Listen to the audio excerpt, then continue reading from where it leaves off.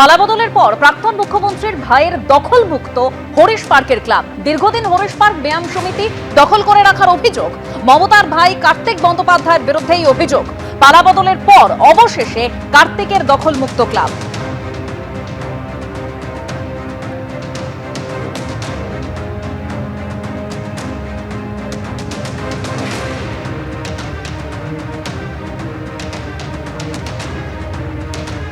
পুরো ভবানীপুর কেন, এখান থেকে কার্তিক ব্যানার্জি পুরো টোটাল কলকাতা যতটা ওনার যেখানে যেখানে ওনার সব কিছু এখান থেকে মনিটরিং হয়েছে।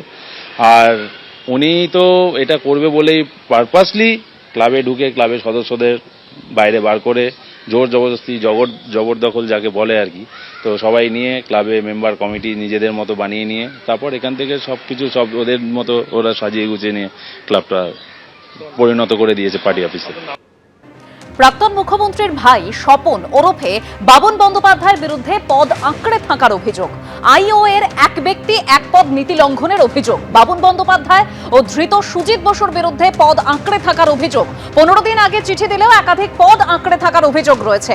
প্রাক্তন মুখ্যমন্ত্রীর ভাই ও ধৃত প্রাক্তন দমকল মন্ত্রীকে ফের চিঠি দিচ্ছে বেঙ্গল অলিম্পিক অ্যাসোসিয়েশন।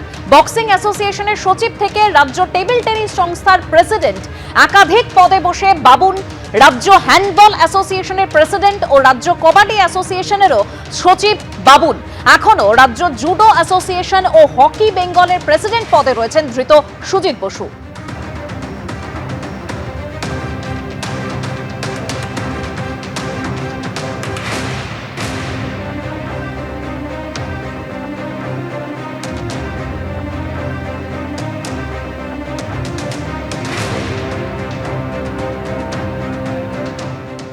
ইন্ডিয়ান অলিম্পিকের ধারা অনুযায়ী ওরা আমাদের যে যেতে পারে তাতে এক ব্যক্তি এক পদ এই নীতিতে আমরা চিঠি দিয়েছি, আরো কিছু চিঠি দেওয়া হবে।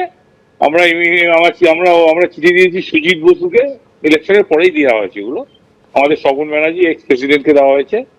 আমাদের এর মধ্যে আমাদের এরা হচ্ছে বাবুন ব্যানার্জি, বক্সিং, টেবিল টেনিস আর হ্যান্ডবল, এই তিনটে সংস্থার অনুমোদিত আমাদের বেঙ্গল অলিম্পিক অনুমোদিত সংস্থার প্রেসিডেন্ট সেক্রেটারি হিসেবে নানা রকম পদে ছিলেন। এবিপি আনন্দ, এগিয়ে থাকে, এগিয়ে রাখে।